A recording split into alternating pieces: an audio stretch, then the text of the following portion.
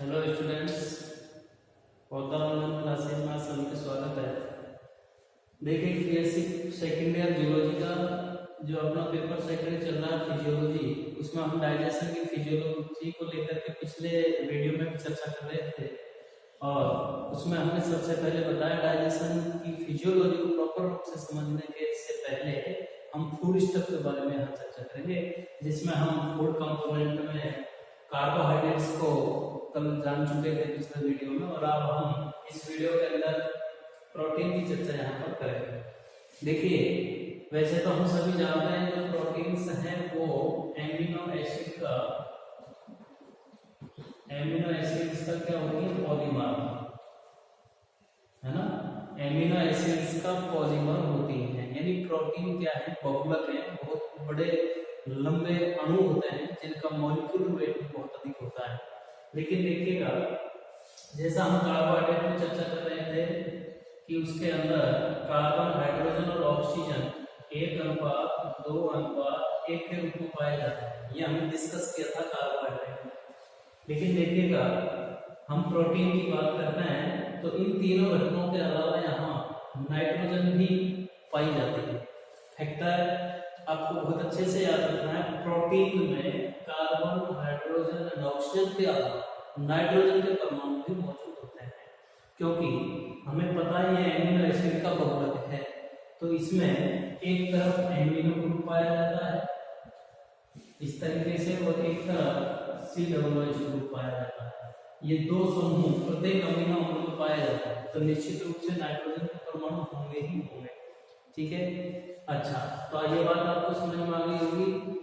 Carbon, hydrogen, oxygen, उसके अलावा nitrogen के परमाणु से मिलकर के एमिनो एसिड बनता है। एमिनो एसिड्स का बहुलक ही प्रोटीन होती है। तो प्रोटीन एक बड़ा जटिल लंबा बहुलक होता है, ये आपको ध्यान रखना है। ठीक है, अब देखिएगा जो एमिनो एसिड्स हैं इनके मध्य बहुलक बनाने के दौरान जो बंध बनता है वो बंध हम बोलते हैं उसको पेप्टाइड बॉन्ड।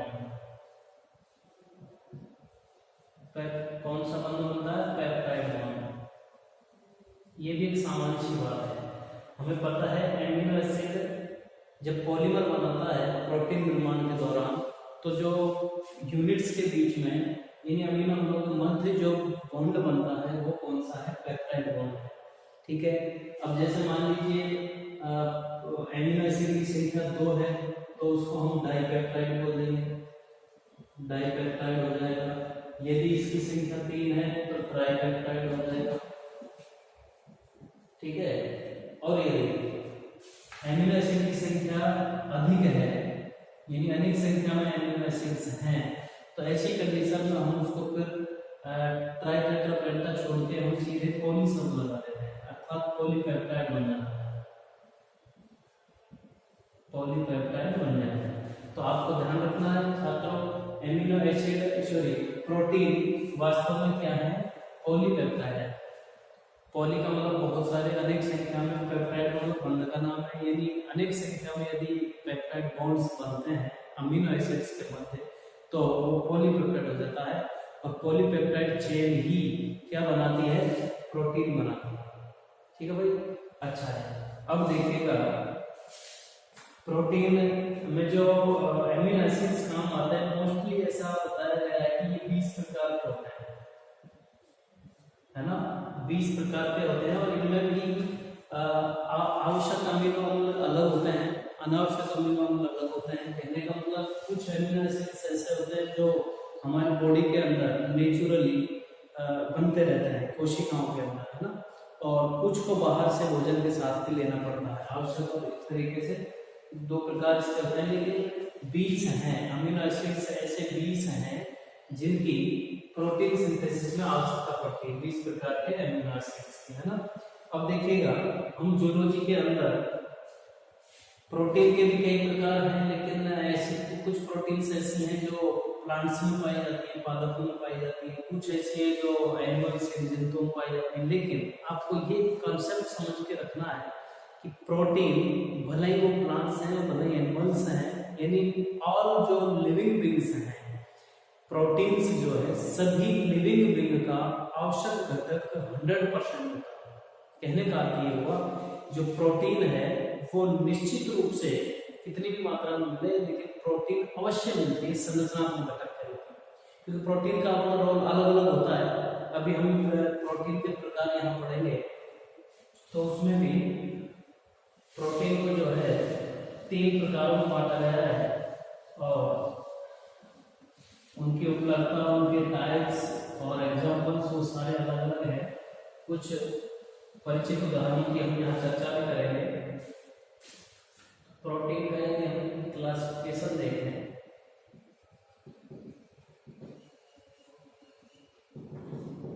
प्रोटीन का क्लासिफिकेशन तो देखिएगा प्रोटीन को संरचना के आधार पर 3 श्रेणियों में बांटा है। प्रोटीन को संरचना के आधार पर 3 श्रेणियों में बांटा गया है, जिसमें से इसकी 3 कैटेगरीज हैं और जो पहली है उसको बोलते हैं सरल प्रोटीन, सिंपल।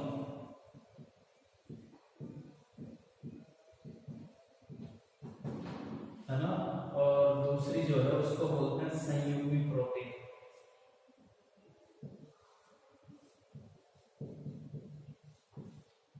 कंपोजिट। और थर्ड जो है उसको बोलते हैं कॉम्प्लेक्स।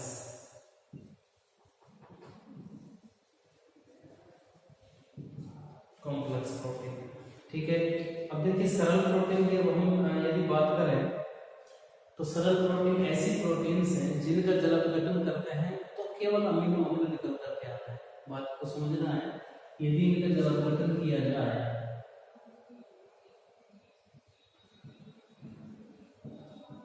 जल अपघटन करने पर केवल क्या निकलते हैं, अमीनो एसिड्स निकलते हैं। इन सरल प्रकार जल अपघटन करें, वाटर हाइड्रोलाइसिस करें, है ना, तो केवल क्या निकलते हैं, अमीनो एसिड्स निकलता है। इतने सरल प्रकार की ये प्रोटीन्स होती हैं और इनके सामान्य उदाहरण के रूप में हम जैसे एल्बुमिन जो है बहुत अच्छा इसका उदाहरण है।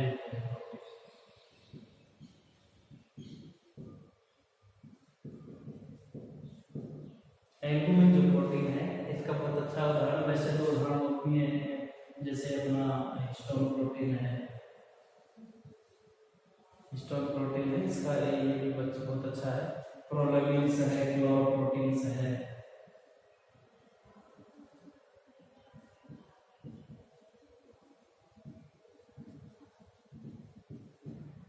ऐसे कुछ उदाहरण है यहाँ पर, है ना।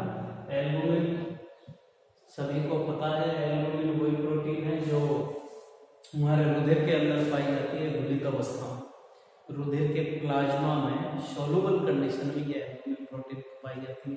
अंडे के पीतक के अंदर भी ये एल्बुमिन प्रोटीन पाई जाती है। सरल प्रकार की केवल अमीनो एसिड का बहुलक है, जल अपघटन करते हैं अमीनो एसिड, यानी अन्य और कोई ग्रुप जुड़ा नहीं होता है इसमें, जिनको हम प्रोस्थेटिक समूह के रूप में मानते हैं। वो कॉम्बिनेशन वाली बात ही संयुग्म प्रोटीन के अंदर ये सरल प्रकार का प्रोटीन इस प्रकार से होता है। हिस्टोन प्रोटीन ये वही है जिसको हम क्रोमोसोम के साथ, यानी क्रोमेटिन का जो सूत्र होता है न्यूक्लियस में जो अपना जो डीएनए है, डीएनए के साथ जब क्रोमेटिन का धागा बनता है, क्रोमोसोम निर्माण होता है आगे चल करके, तो उसके साथ जो सारे प्राकृतिक प्रोटीन जुड़ी होती है वो हिस्टोन है।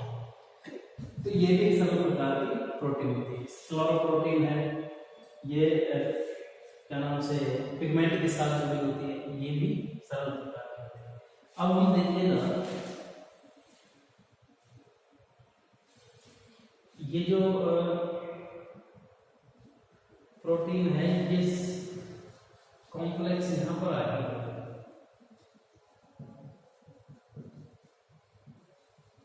कॉम्प्लेक्स तो ये है, ये संयुग्मी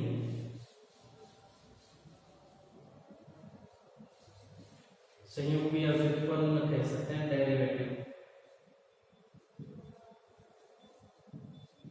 डेरिवेटिव प्रोटीन इस तरीके से। अब देखिए कॉम्प्लेक्स प्रोटीन जैसा नाम से हमें सीधा पता चलता है, कॉम्प्लेक्स प्रोटीन कॉम्प्लेक्स है, जटिल है, संयुग्मी भी इसी को कहते हैं, है ना। ये डेरिवेटिव मतलब व्युत्पन्न प्रोटीन है। संयुग्मी जटिल जो प्रोटीन, जैसा नाम से हमें से पता, जटिल का मतलब इसमें सरल अमीनो एसिड्स के अलावा, एमिनो एसिड्स की श्रृंखला तो होगी ही होगी, वो तो निश्चित है प्रोटीन में ऐसा होता है, उसके अलावा यदि कोई और समूह और ग्रुप जुड़ा हो, और कोई जिसको हम प्रोस्थेटिक समूह कहते हैं, प्रोस्थेटिक समूह जुड़ा हो, प्रोस्थेटिक समूह एक एमिनो एसिड के चेन के साथ जुड़ा रहेगा, तो जुड़ा रहेगा तो उसको संयुग्म बोल देते हैं। संयुग्मन का मतलब जुड़ना ही होता है ना, और कॉम्प्लेक्स का मतलब जटिल, यानी प्रोस्थेटिक समूह जुड़ने के कारण वो कॉम्प्लेक्स हो जाती है, जटिल भी हो जाती है। तो ऐसी प्रोटीन्स का यदि हम जलापघटन भी करके देखें तो अमीनो एसिड तो आएंगे ही आएंगे, जैसा प्रश्न मार्क, अमीनो एसिड के अलावा प्रोस्थेटिक समूह निकल करके हो रहा है इसमें, तो ये कॉम्प्लेक्स प्रकार हो जाता है। कहने का मतलब ये है अमीनो एसिड्स के अमीनो एसिड के साथ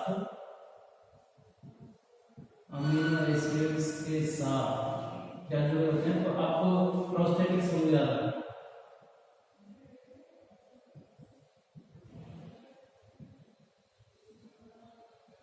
प्रोस्थेटिक समूह जुड़ा होता है, ये आपको विशेष ध्यान,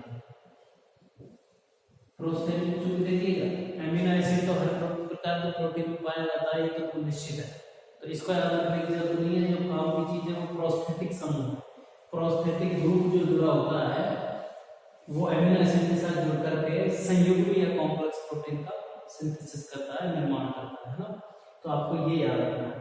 बहुत अच्छे इसके उदाहरण है, और तोड़ने के बाद देखिए अब प्रोस्थेटिक जो ग्रुप है, प्रोस्थेटिक ग्रुप में के रूप में क्या, देखिए एमजी हो सकता है, ये प्रोस्थेटिक ग्रुप बनाएगा एमिनो एसिड के साथ जुड़ने के बाद, है ना, और इसमें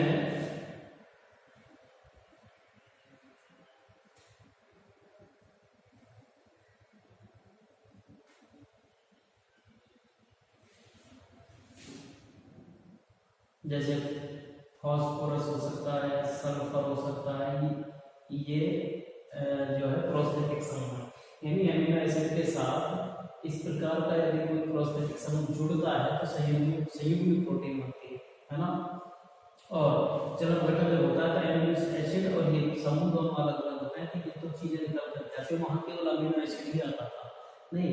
और इसके हम एग्जांपल्स लेते हैं, तो इसके बड़े अच्छे एग्जांपल हमारे पास हैं, जैसे हम बात करें न्यूक्लियोप्रोटीन की,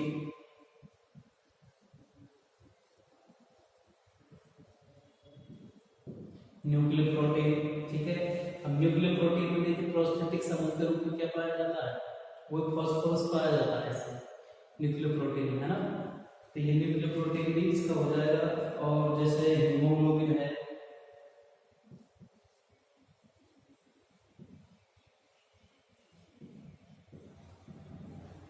सर्वमान्य सुपरिचित उदाहरण हीमोग्लोबिन हम खूब जानते हैं, ये कोई प्रोटीन है जो हमारे रुधिर में पाई जाती है ना, रुधिर में पाई जाती है, जिसकी वजह से रुधिर का रंग लाल होता है, आरबीसी के अंदर मिलने वाली प्रोटीन है हीमोग्लोबिन, ठीक है। लेकिन ये संयुग्मी या कॉम्प्लेक्स क्यों है, क्योंकि इसमें भी प्रोस्थेटिक समूह पाया जाता है, और बात करें तो इसमें जो प्रोस्थेटिक समूह है वो हीम है, हीम का मतलब है आयरन के परमाणु से, यानी Fe जो है, Fe इसमें प्रोस्थेटिक समूह के रूप में पाया जाता है ना। एमिनो एसिड तो सभी में होते हैं, Fe प्रोस्थेटिक समूह जुड़े होते हैं आपस में, संयुग्मी कॉम्प्लेक्स प्रोटीन बनाते हैं। तो इस प्रकार से ये मेटलोप्रोटीन है, हीमोसाइनिन है, मेटलोप्रोटीन ये भी प्रोस्थेटिक है, कहने का मतलब कॉम्प्लेक्स जो है कॉम्प्लेक्स ही होते हैं, नहीं कॉम्प्लेक्स इसलिए होते हैं क्योंकि मेटल और प्रोटीन में क्या होता है, प्रोटीन यानी अमीनो एसिड के साथ मेटल यानी मेटल अर्थात कोई धातु का कोई परमाणु, कोई तत्व, धात्विक तत्व प्रोस्थेटिक ग्रुप के रूप में जुड़ा रहता है। तो ये इसलिए मेटल इसके साथ लगा हुआ है, तो ये भी एक प्रकार की क्या हो गई, जटिल प्रकार की, इरिथ्रो है, हीमोसाइनिन है, लाइपोप्रोटीन, ये सब इसी के उदाहरण हैं। लाइपोप्रोटीन है, हीमोसाइनिन है, ऐसे कुछ उदाहरण इसमें चलते हैं, ठीक है। लाइपोप्रोटीन में क्या है, प्रोटीन का मतलब अमीनो एसिड, और लाइपो यानी लिपिड के अणु जुड़े होते हैं, लिपिड के अणु अमीनो एसिड के साथ जुड़कर के प्रोटीन का निर्माण करता है, तो वो भी संयुग्मी या कॉम्प्लेक्स प्रोटीन के अंदर आ जाती है ना। तो इस तरीके से कुछ उदाहरण आपको याद रखना है, ये कॉम्प्लेक्स प्रकार के, क्योंकि कॉम्प्लेक्स या संयुग्मी में कॉन्जुगेटिव या फिर कॉम्प्लेक्स प्रोटीन में अमीनो एसिड के साथ प्रोस्थेटिक या कोई अन्य ग्रुप जुड़ा हुआ, आपको इतना याद रखना है। प्रोस्थेटिक समूह रखते हैं, सरल का मतलब कोई प्रोस्थेटिक समूह नहीं पाया जाता, केवल अमीनो एसिड पाया जाता। अब हम इसी प्रकार से डेरिवेटिव की प्रोटीन की बात कर लेते हैं। डेरिवेटिव का मतलब व्युत्पन्न प्रोटीन, और व्युत्पन्न प्रोटीन का मतलब हो गया ये जो प्रोटीन है सरल और जो संयुग्मी प्रोटीन ऊपर दोनों पड़ रहे हैं उन्हीं के अपघटन के फलस्वरूप बनती है, इन दोनों से ही व्युत्पन्न जो प्रोटीन है वो कॉम्प्लेक्स और सरल प्रोटीन से ही क्या होती है, उत्पन्न होती है, इसलिए व्युत्पन्न प्रोटीन इसको नाम दिया गया है डेरिवेटिव। और डेरिवेशन किससे होता है इसका, इन दोनों प्रकार के प्रोटीन से ही होता है। तो आपको ध्यान रखना है जो डेरिवेटिव प्रोटीन है जैसा नाम से पता चलता है व्युत्पन्न है, व्युत्पन्न किससे, सिंपल और कॉम्प्लेक्स, सिंपल प्लस कॉम्प्लेक्स से उत्पन्न होती है ना, उत्पन्न होने वाली प्रोटीन है, इसलिए इनको व्युत्पन्न प्रोटीन कहते हैं।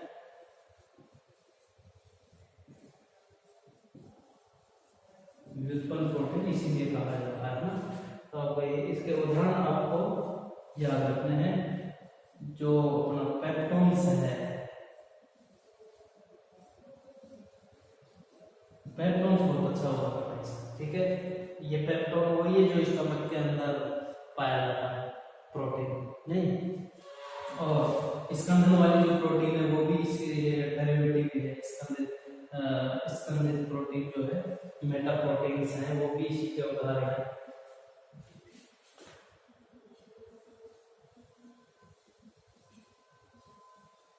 कोएगुलेटेड प्रोटीन, मेटा प्रोटीन्स हैं,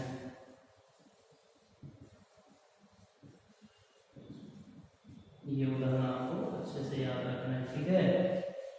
पेप्टोन्स, कोएगुलेटेड प्रोटीन्स कौन सी हैं, जो स्कंदन का नाम करते हैं, जो हमारे प्लाज्मा के अंदर पाई जाती है, और ये वही है जिसमें जैसे फाइब्रिनोजन, थ्रोम्बिन वगैरह प्रोटीन जो होती है वो इन्हीं से डेरिवेटिव प्रोटीन्स हैं। इसी तरीके से मेटा प्रोटीन्स है, ये बहुत अच्छा उदाहरण है, आपको याद रखना है। फाइब्रिनोजन का नाम सुना होगा, जो फाइब्रिन जैसे बना करके ब्लड को क्लॉट करती है, रक्त का थक्का बनाती है ना, वो ये प्रोटीन है जो डेरिवेटिव होता है, ठीक है। अब हम देखिएगा थोड़ा सा फोकस प्रोटीन की प्रकार पढ़े हमने, उसके बाद थोड़ा सा फोकस मिलके कार्य पर कर लेते हैं, प्रोटीन के कार्य।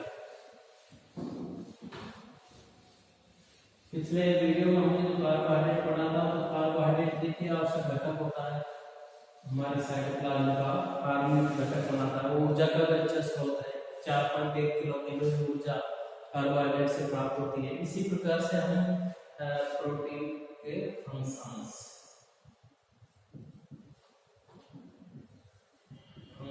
ऑफ प्रोटीन,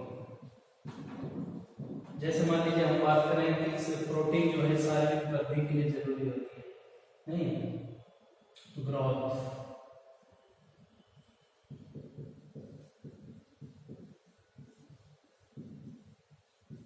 देखो वैसे तो प्रोटीन भोजन का भी आवश्यक घटक है, बॉडी के अंदर भी ऑटोमेटिक बनती रहती है, लेकिन ये ऊर्जा देने के साथ साथ वृद्धि भी करवाती है। ऊर्जा मिलती है तो सेल डिवीजन प्रॉपर चलता है निश्चित दर से, तो ग्रोथ प्रॉपर आती है ना। तो कुल मिलाकर साथ में वृद्धि कहे या फिर हम मरम्मत कह सकते हैं, मरम्मत, ये सारा कार्य प्रोटीन के द्वारा किया जाता है, ठीक है। और कोशिकाओं में देखो अंगों की बाहरी सीमा बनाती है,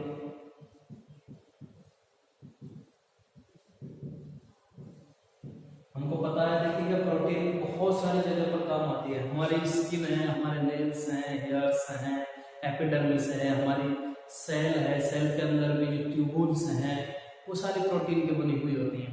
सेल वॉल है, हालांकि एनिमल सेल वॉल नहीं पाई जाती, लेकिन जैसे ER वगैरह है, वो कॉम्प्लेक्सेस है, वो सारे उनकी जो बॉर्डर है, क्योंकि जो मेम्ब्रेन पाई जाती है, मेम्ब्रेन आवश्यक घटक के रूप में प्रोटीन निश्चित रूप से पाई जाती है। एक सेल की हम बात करें तो जो सेल मेम्ब्रेन है, उस सेल मेम्ब्रेन में भी थ्योरी के अनुसार जो फ्लूइड मॉडल था मेम्ब्रेन का, उसके अनुसार भी दो लिपिड लेयर की सॉरी दो लिपिड की परतें और एक परत प्रोटीन की बनी होती है। तो बाहरी सीमा बनाने का भी काम करती है प्रोटीन। तीसरा जो है ऑक्सीकरण के द्वारा ऑक्सीडेशन। ऑक्सीडेशन द्वारा जब जरूरत पड़ती है तो ऊर्जा देने का काम करती है। ऑक्सीडेशन द्वारा ऊर्जा देना, ये भी काम प्रोटीन का होता है। ऊर्जा भी देती रहती है, भोजन का अच्छा घटक है। जरूरत पड़ती है कार्बोहाइड्रेट से ऊर्जा की पूर्ति नहीं होती है तो प्रोटीन ऑक्सीडाइज होती है ना, अमीनो एसिड्स में टूटते हैं, पेप्टाइड बंध जो है टूट जाते हैं और एनर्जी एटीपी के रूप में देने का काम करते हैं प्रोटीन। क्योंकि ऐसा माना गया है कि जो प्रोटीन है वो हार्मोन के रूप में उपापचय क्रियाओं को भी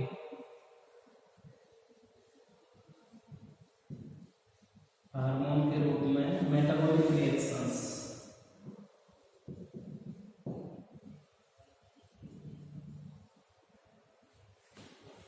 देखिए हार्मोन की करते देखें तो प्रोटीन भी होती है। मेरे कहने का मतलब है हार्मोन भी प्रोटीन के बने होते हैं और हार्मोन क्या करते हैं, मेटाबॉलिक रिएक्शंस को प्रभावित करते हैं। मेटाबॉलिक रिएक्शन को चलाते हैं, नहीं प्रभावित करते हैं।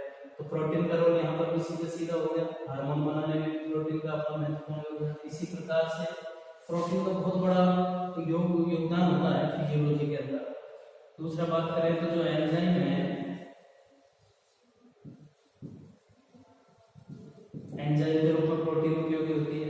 ये निश्चित रूप से तय है कि जो एंजाइम है वो प्रोटीन के ही बने होते हैं, निश्चित प्रॉपर रूप से प्रोटीन के बनते हैं एंजाइम, है ना। और जो एंजाइम है वो कंप्लीटली बॉडी की फिजियोलॉजी के अंदर प्रत्येक समय पर प्रत्येक अंग में ऊतक में इंपॉर्टेंट रोल प्ले करते हैं, क्योंकि एंजाइम एज ए कैटलिस्ट की तरह काम करते हैं जो क्रियाओं को संचालित करवाते हैं, उत्प्रेरित करवाते हैं। ये क्रियाएं संपन्न यहाँ पर होती है ना।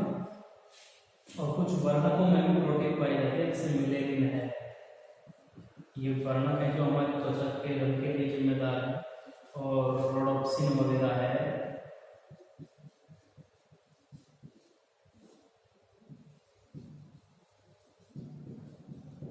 ठीक है, मिलेनिन जो हमारे त्वचा के रंग के लिए जिम्मेदार है, यहाँ भी प्रोटीन पाई जाती है।